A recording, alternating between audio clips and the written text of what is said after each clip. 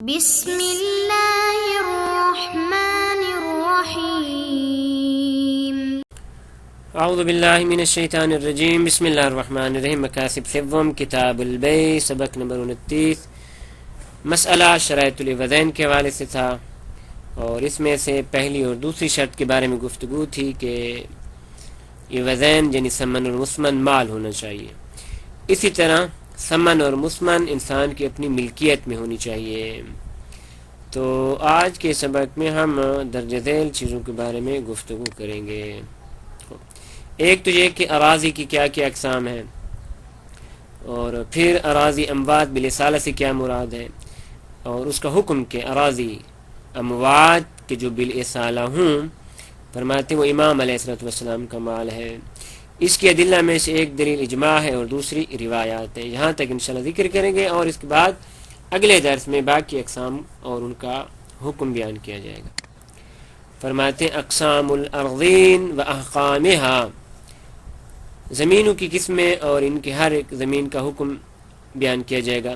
فرماتے ہیں وحیث جرى الکلام فی ذکر بعض اقسام الارضین، چونکہ پہلے گفتگو ہو چکی کہ انسان اس زمین کو بیچ سکتا ہے جو اس کی ملکیت میں ہو، تو ایسی زمینیں کہ جو شخص واحد کی ملکیت نہیں بلکہ بصورت عن وطن حاصل ہوئی ہیں، مفتوح عن وطن ہے، اس میں تمام افراد شریک ہوتے ہیں اور حصہ معین نہیں ہوتا، لہذا اس کو انسان نہیں بیچ سکتا۔ تو یہیں سے کلام کو لے آئے ہیں اس بات کی طرف کہ زمینوں کی مختلف اقسام ہیں۔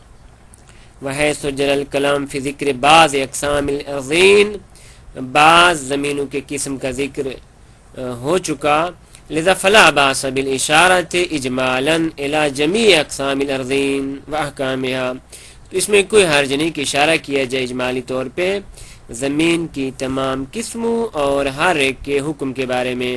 فنقول ومن اللہ الاستعانہ، تو ہم کہتے ہیں خداوند عالم کی استعانت سے کہ الارض زمین کی چار قسمیں ہیں، کہ زمین یا اموات ہے یا عامرہ ہے۔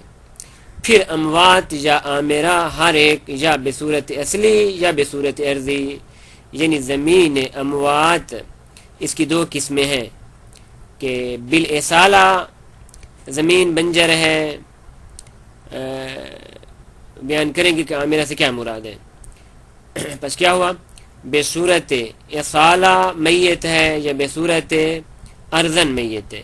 اس طرح جو زمین عامرہ ہے بالاصالہ عامرہ ہے یا بالارض عاملہ ہے، تو ٹوٹل چار قسمیں بن جائیں گی، جن کی پانچ قسم نہیں ہے۔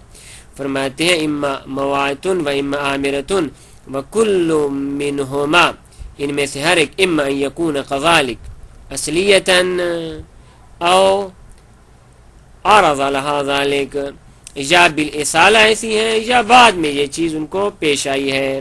فالاقسام اربعۃ لا خامس لها، پر زمینوں کی چار قسمیں ہیں اور پانچویں نہیں ہے۔ اب ہر ایک زمین کی تعریف اور اس کا حکم۔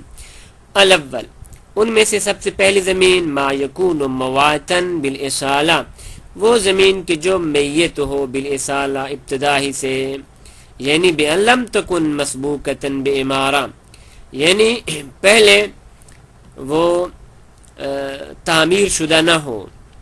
لیکن تعمیر مثلا انسان جاتا ہے کہ ایسی جگہ پہ کہ جہاں پہ ابتدا ہی سے زمین میت ہے، بنجر زمین ہے، انسان جاتا ہے اس کی حیاضت کرتا ہے، اس طرح کہ اس کے اندر ہل وغیرہ چلاتا ہے یا اس کے اندر کوئی اور زراعت کرتا ہے، اور اسی طرح مثلا درخت وغیرہ لگاتا ہے یا اس کے اندر اپنا گھر وغیرہ بنا لیتا ہے، تو یہ گویا کہ اس میت زمین کو تعمیر کر رہا ہے۔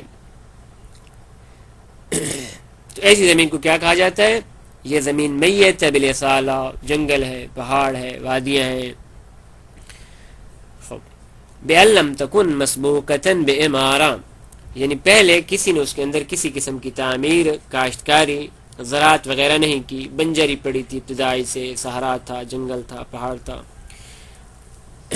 فرماتے یہ زمین جو انسان جا کے وہاں پہ حیاضت کرتا ہے اور اس کو پھر تعمیر کر دیتا ہے، تو اس کے بارے میں کیا حکم ہے؟ ولا اشکال ولا خلاف منا فی کونہا للامام علیہ السلام.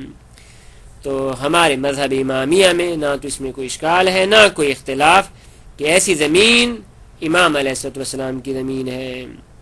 دلیل اس کی امام علیہ السلام کی زمین ہے، والاجماع علیہ، اس پہ اجماع ہے.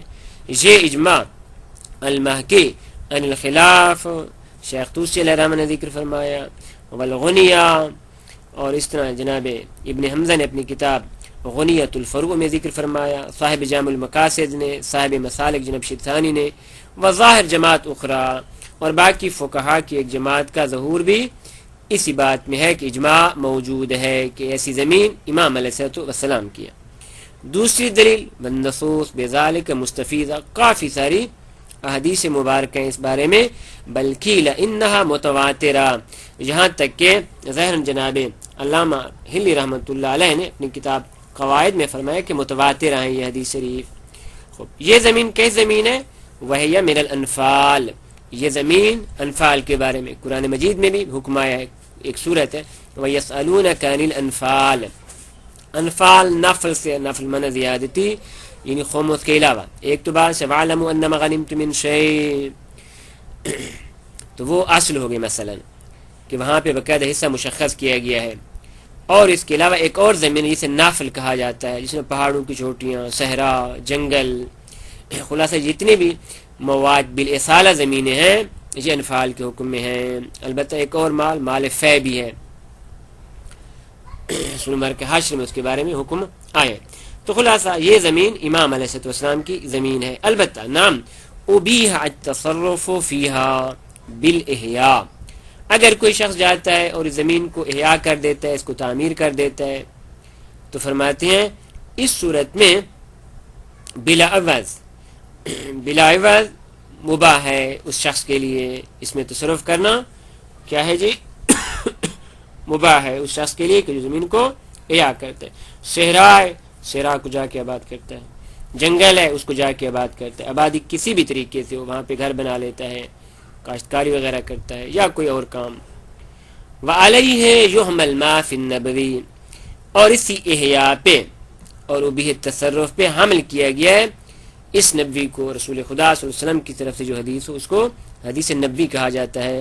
فرماتے مواتان، حیوان کے وزن پہ، مواتان الارض یعنی وہ زمینیں کہ جو میتہ ہیں.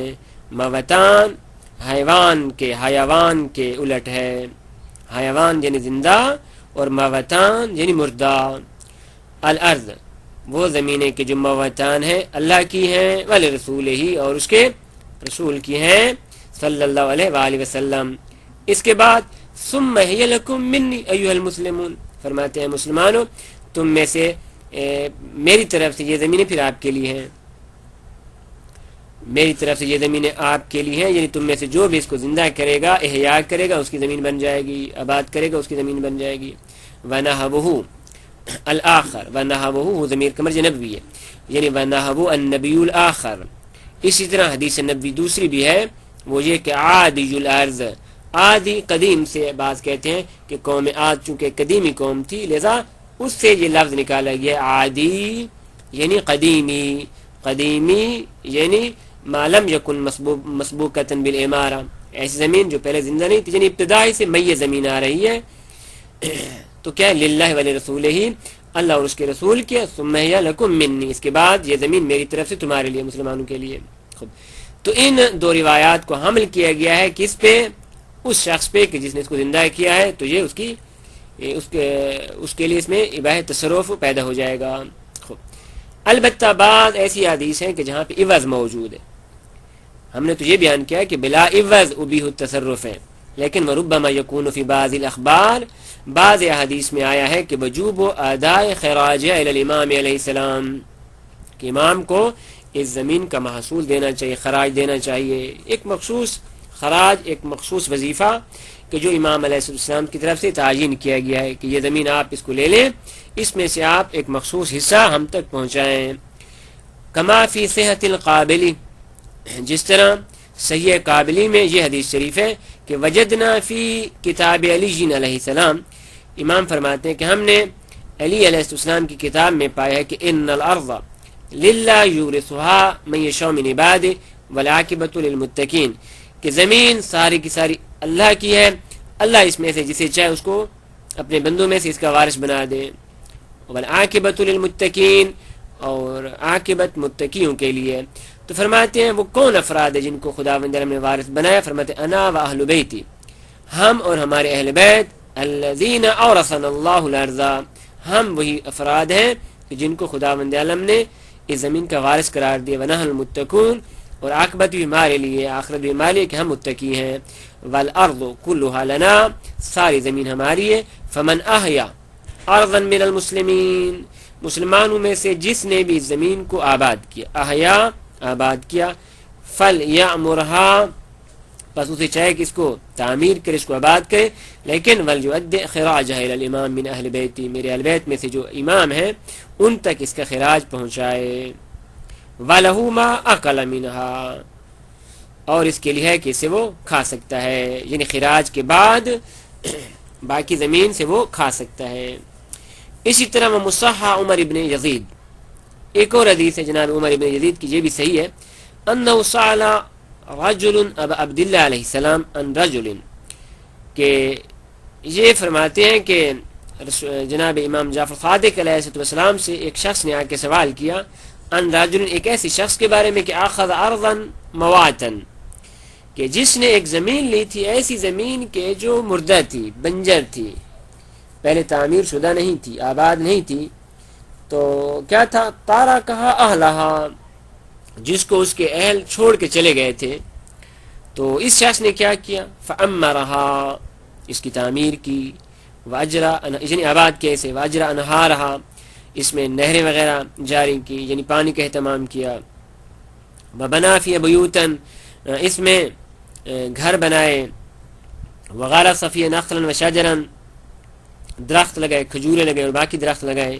تو اس زمین کا کیا حکم ہے؟ فقال ابو عبداللہ علیہ السلام، تو امام صادق علیہ السلام نے فرمایا کہ کان امیر المؤمنین علیہ السلام، جناب امیر یقول فرماتے تھے کہ من احیا ارضا من المؤمنین، مومنین میں سے جس نے بھی زمین کا احیاء کیا، یہاں پہ من بیانیہ ہے، من احیا ارضا فہی لہو، مومنین میں سے جس نے بھی زمین کو آباد کیا تو یہ زمین اس کی ہے، البتہ وعلیہ تسقھا، لیکن اس کے لیے ضروری ہے کہ اس کا وظیفہ دے، خراج دے۔ تاسک بروزن فالس، یہ اصل میں معرب ہے فارسی سے، تو اس کا معنی جو لغویین نے کیا ہے وہ الوظیفۃ من الخراج، یعنی خراج کے ایک مخصوص حصہ، کہ جو ادی ہے الی الامام علیہ السلام، کہ فی حال الہدنہ، کہ فی حال الہدنہ، ہدنہ یعنی صلح کے ایام میں جنگ وغیرہ نہ ہو، کافروں کے ساتھ صلح کے ساتھ رہے ہوں، تو اس کا جو خراج ہے وہ امام تک پہنچانا ضروری ہے۔ لیکن اس کے بعد فَإِذَا ظَهَرَ الْقَائِمُ فَلْيُوَتِّنْ نَفْسَهُ عَلَىٰ أَن تُؤْخَذْ مِنْهُ، تو جب قائم علیہ السلام کا ظہور ہوگا تو وہ خود کیا اسے جو کچھ لیں گے، فَلْيُوَتِّنْ نَفْسَهُ عَلَىٰ أَن تُؤْخَذْ مِنْهُ، کہ اسے جو کچھ بھی لیا جائے گا۔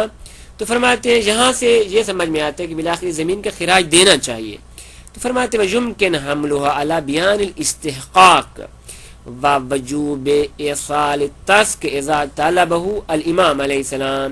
فرماتے ہیں یہ جو دو روایات ہم نے ذکر کی ہیں، اور ہم نے اوپر تو یہ فتویٰ دیا کہ بلا عوض تصرف مباح ہے، اور ان دو روایات کے اندر بیان ہے کہ خراج دینا چاہیے، تو فرماتے ممکن ہے ان روایات کو حمل کرنا کہ انسان اس وقت مستحق بنے گا کہ جب امام علیہ السلام اس سے طلب کریں تو واجب ہے کہ یہ خراج ان تک پہنچایا جائے، یہ مراد ہے۔